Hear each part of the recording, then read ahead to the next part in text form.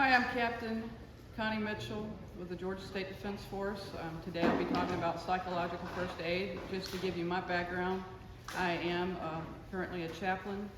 I'm working also on my PhD in counselor education and supervision, and I'm specializing in crisis and trauma, but also done multiple presentations and research on grief. And today I'll be talking about psychological first aid.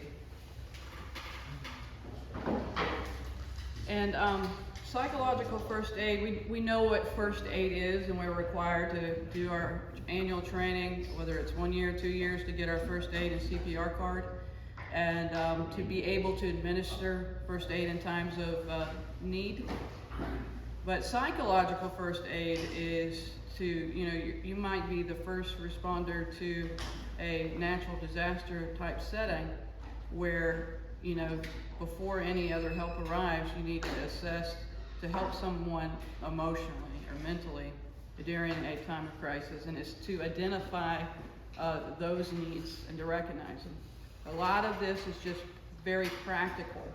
You don't have to have a degree or a doctorate or anything like that. It's just basically like layman's terms, layman approaches, or to something to put in your toolbox to be able to use in these crisis situations. So psychological first aid provides support and coping skills for individuals who've been impacted by a traumatic event.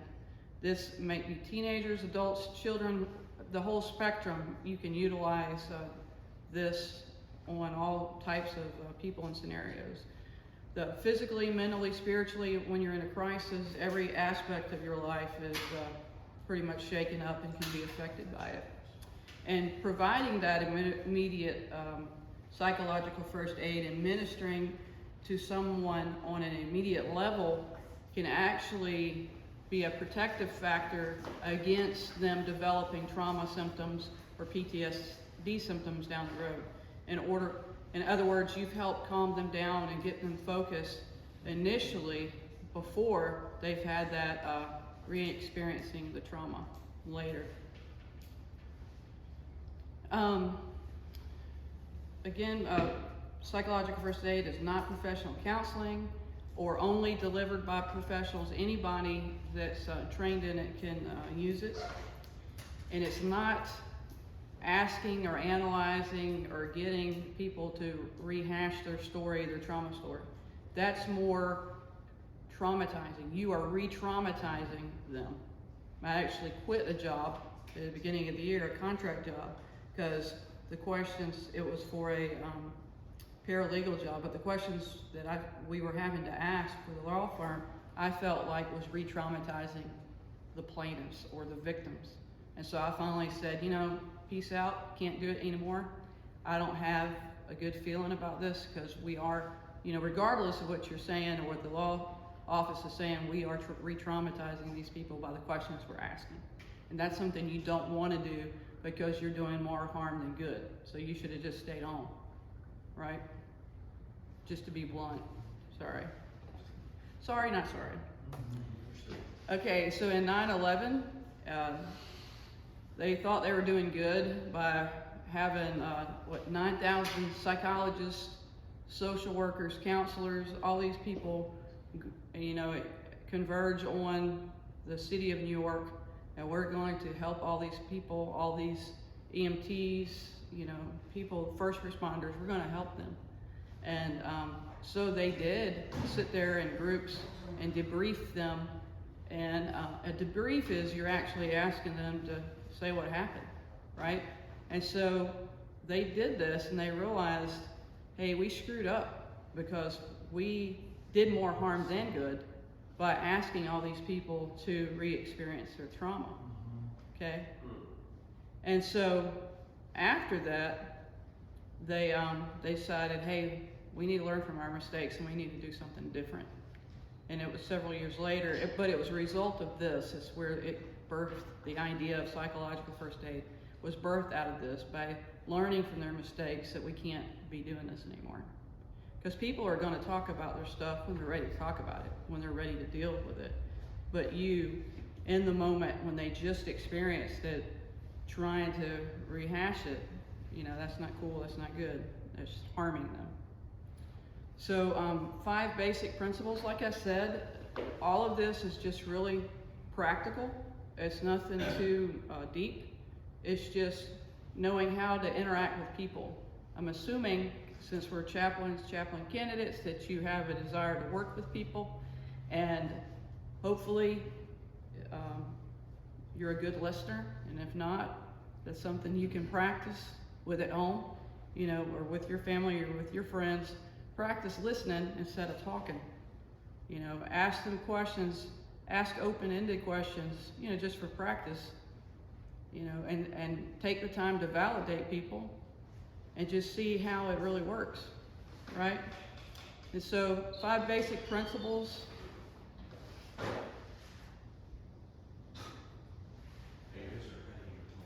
Are safety, calming, connectedness, self and community, and hope. You want to, like Maslow's hierarchy of needs, you want to meet those needs first. Like when I've done a lot of homeless ministry, you can't, and there's even a scripture that says you can't just tell somebody who's in need, oh, be blessed, you know, stay warm, you know, hope you make it, basically. But yet you didn't provide the meal, you didn't provide the blanket. Jesus said, "You've done under the least of these, you've done it unto me." But the scripture's saying, if you have the ability to meet a need, you need to meet the need. But you can't sit there and talk to people about Jesus if they're sitting there starving. You know, if there's like somebody that's homeless, you got to meet those basic needs first. And that's the same principle in psychological first aid is, what's that immediate need? Well, if they just had a natural disaster, then that first immediate need is they need to feel safe. So you might have had in a shelter, like I think it was Hurricane Matthew, when we did have shelters set up. Was it, I think in Augusta, or different parts in that area, where they were sheltering at community centers or at local gyms. And in that setting, you know, you can utilize these principles. But yeah, they need to feel safe. And again, these are examples that can be used at shelters, schools, field hospitals, and respite centers for first responders. Because this can be used for the victims in the community that we're helping. But if you see somebody that's been on mission for 3 days and they haven't gotten any sleep, you need to be reaching out and being a battle buddy to that person, and not just hyper focused on, you know, the civilian, but, you know, be a good battle buddy in that you're also looking out for your brother, your sister, and you're concerned about their mental health and their well-being. So this was a good snapshot. If you want to take a picture, you know, go for it. But psychological first aid actions from the Red Cross to put out. And some of this is just redundant when you go through the PowerPoint, but but redundancy is good, and that it helps you to get comfortable with how to ask those questions and how to interact and how to reach people or connect with people. So make that connection, help people be safe, and you know, what does that look like? If you're just in a trauma situation, but now you're safe in this facility because you're a few miles away from the epicenter or whatever it may be, and being calm and compassionate. If you're hyper, you're just going to make them hyper, and if you're anxious, you're going to make them anxious. When I was 28, I had to have unexpected surgery, and when my dad came in and he sat down after work because he's emotional, 7 kids, you know, he wants to fix everybody's problems, so he's a fixer. But when he sat down and I calmly told him what was going on, he didn't get all upset. He said, "Because you're calm and you told me and you were calm, it helped me stay calm. But if you were upset, I would have gotten upset." And that just really stood out to me. And taking care of my mom, who had Alzheimer's, I took care of her for 9 years and moved her to a personal care home, and where she lived for 2 years. When I would get frustrated and upset and I was anxious, well, my mother would feed off of that. And then I could see what I was doing to my mother, and I was making her anxious, right? So people in general are gonna feed off of what you're putting out. If you're putting out calm, peace, you know, they're gonna pick up on that. If you're picking up, I'm anxious, I'm scared, I don't know what the heck I'm doing, you're not gonna feel safe to them, right? So meeting people's basic needs, listening, giving realistic assurance, we'll get more into that, encouraging and connecting. And general guidelines, it's designed to be used for survivors who need it. In other words, don't assume everybody wants to talk to you. Don't assume everybody needs help or wants your help. Don't assume that, I got my psychological first aid Superman cape on and I'm here to help everybody and I'm gonna save the planet. You know, that's just off-putting to people. You casually, you know, look around the room and you identify who you think might need help. And you meet that, it could be a single mom. You don't know whether she's actually a single mom, but she's there by herself. It could be the disaster happened and her husband's on the other side of town, or he's out of town on work, but she's there trying to manage 3 kids. Well, that's a no-brainer. She needs help, right? So that's an easy one right there.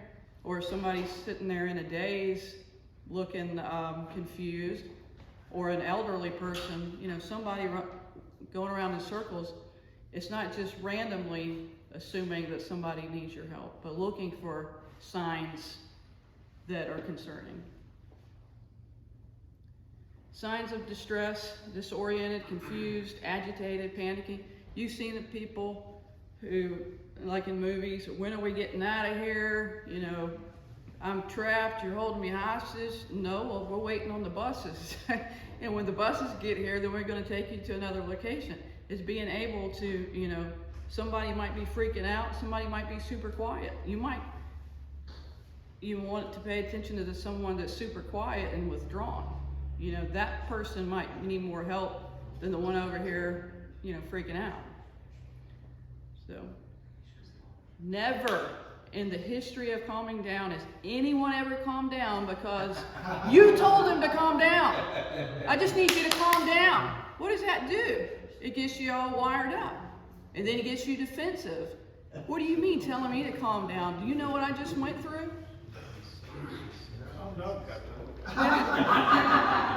What do you mean calm down? So that's not cool. Just, you know, hi, my name's Connie. You know, I just wanted to see if you need help. Can I get you a bottle of water? Oh yeah, sure, thanks. Well, you just met a basic need. And you just opened up the door to have a conversation to see, you know, what it is you can really help them with past that water. You know, maybe that lady with the 3 kids needs, you know, help getting situated, or all of a sudden she had 3 kids and she don't know where the 5-year-old went and she's freaking out. Well, Little Caesars just walked in the door and he heard pizza, so he went to go find the pizza. And it could be something that simple. But with a mom that's sitting there with 3 kids, she might need that little assistance, right? Because little kids are gonna follow the pizza. And engaging survivors, ask simple, respectful questions, be very respectful. And I mean, because they could have potentially just lost everything they had. And so they are in a crisis mode. And, you know, so you need to be respectful of their time, be respectful of their space. You know, don't be invading their space. And some people may flood you with contact, and some people may avoid you. Like, no, I don't need anything. And they may not need anything because they're resilient. Maybe they weren't as traumatized, or it's like I said yesterday, it's not always what happens to you, it's the way you process it. It's the way you handle, the way you respond to it. Because my sister and I are totally wired differently, where she's super emotional and I'm going to deal with it head on, and we can deal with emotions later. We can, you know, cry about it or have a little breakdown later, but I ain't got time for all that right now. And that's gonna be her first response. That doesn't mean that she's right and I'm right, or I'm right and she's wrong. It just means we're wired different, okay? So if they wanna talk, you need to be prepared to listen. You know, when you go to work and somebody, or you're at church and it's, hey, how you doing? Oh, I'm fine, good. Well, all that was bull crap. Because you probably really weren't okay, you probably really weren't fine, and they probably really weren't either. But you didn't really care. That was just a good morning question.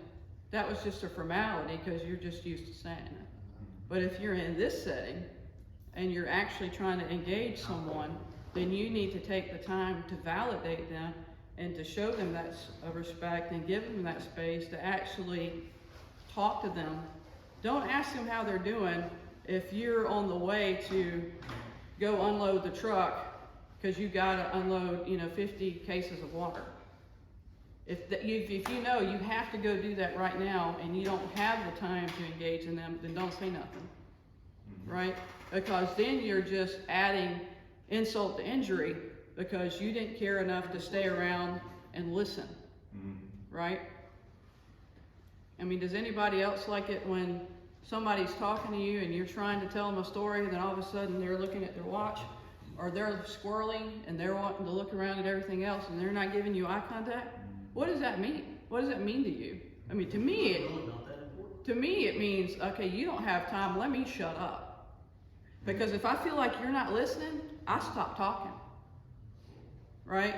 Because you're not paying attention. If you're not focusing on me, somebody can sit there and tell me, oh, I'm listening. Not, body language says you're not listening.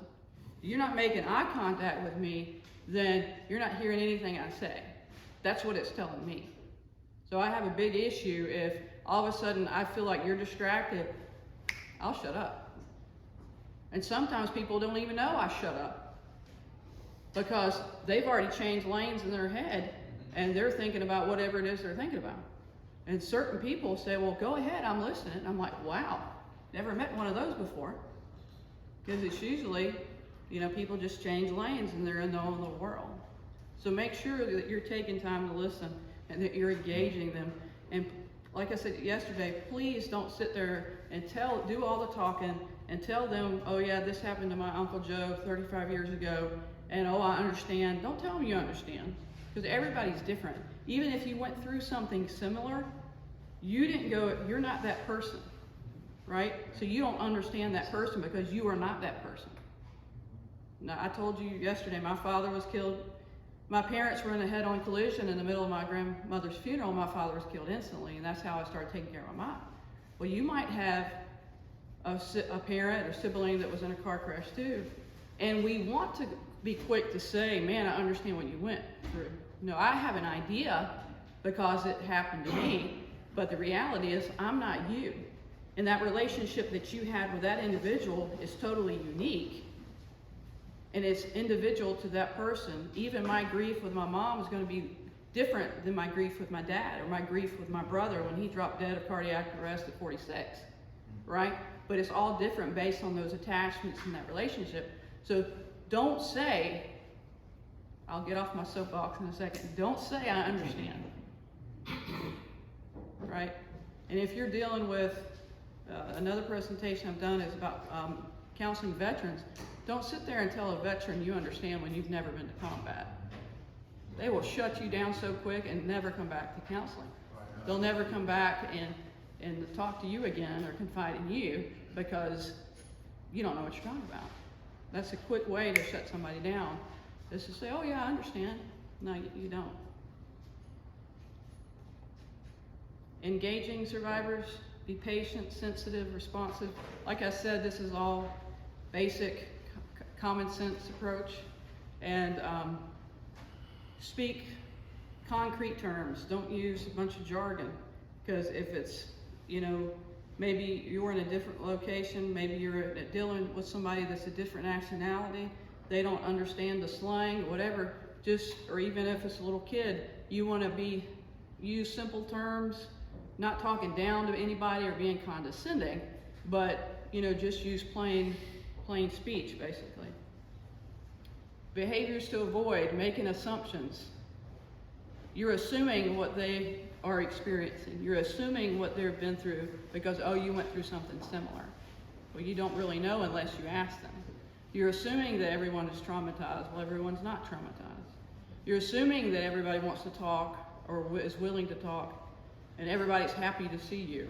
Well, that's not true. It could be that they're taking their frustration out on you because they need to vent to somebody. So now all of a sudden you're the bad guy. You know, good cop, bad cop kind of thing. And like I said earlier, don't ask for specific traumatic events. Tell me your story, what happened to you. Don't ask all that. At-risk population, somebody that's pregnant, little children, the elderly, those are the people you're going to want to look out for. Somebody that's, you know, rolling around with an oxygen tank, that's somebody medically fragile. You know, like I said, children, little children, a mother with children or babies. Anybody that's in shock, then these are people that are going to be the most at risk that you're going to want to reach out to. And dealing with children, I give this example a lot. Does everybody remember Old Yeller? Do you remember, you know, I found this dog and they bond with the dog and they keep them. Well, about 3/3 or 3/4 of the way, was it 2/4? Well, I'm bad with math. About 3/4 of the way into it, all of a sudden Chuck Connors walks up. And I don't remember what his name is, and you know, the rifleman. He was in the Old Yeller. Well, he's, what, 6'4"? He used to play basketball. I don't know if he's 6'4" or 6'7". Well, Moochie, he's Ollie, I guess, in Old Yeller. He's a little kid.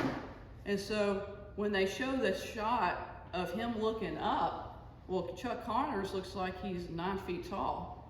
You know, so for a little kid, you know, you look big and scary, and, you know, so you want to be crouched down and get on the eye level with them.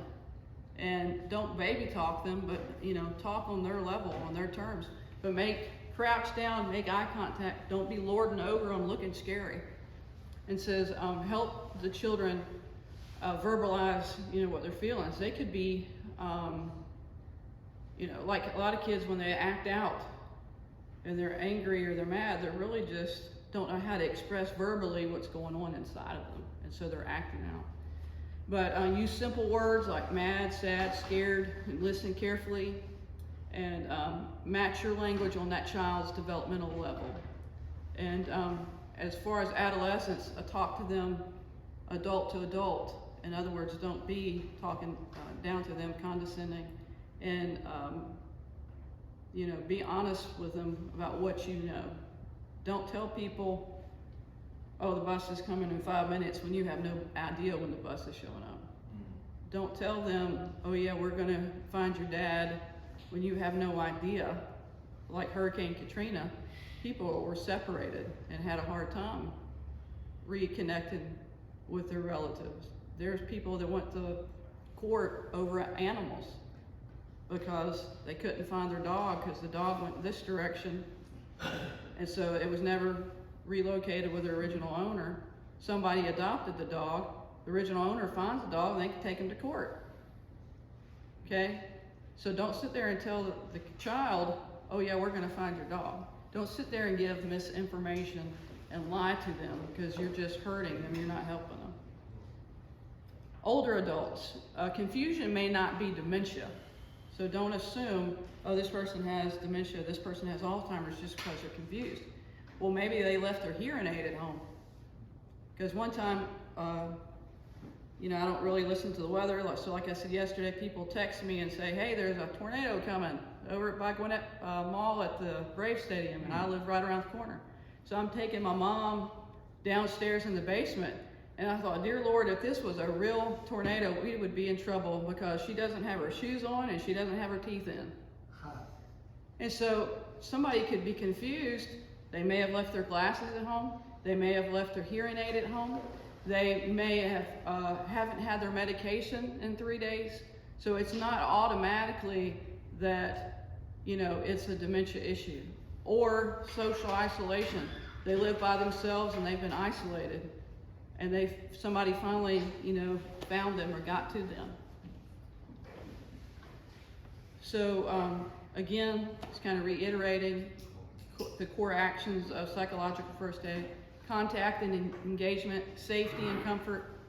You want to, like I said, make them feel safe, that you're a safe person to talk to, and meeting those practical needs, and gather as much information as possible about what their need is, what their concern is, whether it's, I haven't been able to reach my husband, or, you know, my parents live out of town and I'm trying to get to them, but I need a way to get there. Whatever it is, get all that information you can so you can help them possibly meet those practical needs.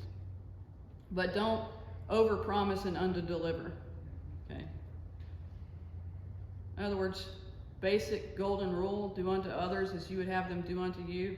Don't sit there and treat them any less than the way you would want to be treated.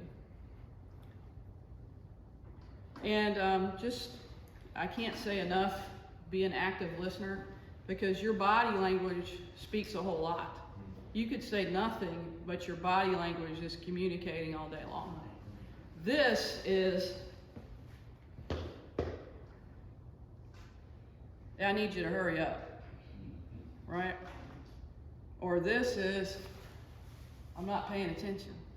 But if your open body language is, you know, I'm not in a hurry, I've got all day long, you know, tell me,